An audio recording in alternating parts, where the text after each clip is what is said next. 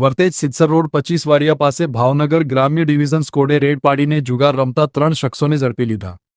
બાતમીના આધારે ભાવનગર ગ્રામ્ય ડિવિઝન સ્કોડે રેડ પાડીને જુગાર રમી રહેલા ભાવેશભાઈ રાજુભાઈ સોલંકી, કાનાભાઈ મનસુખભાઈ સોલંકી અને નરેશભાઈ મનસુખભાઈ સોલંકીને ગંજી પત્તાના પાના અને રોકડા ₹12,110ના મુદ્દામાલ સાથે ઝડપી લઈને આગળની કાર્યવાહી હાથ ધરી હતી।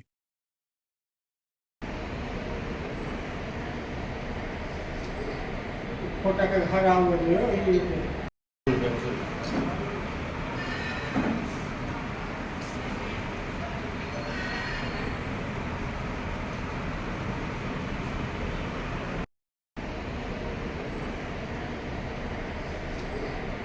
ખોટા કંઈક હારા આવવા જોઈએ એ રીતે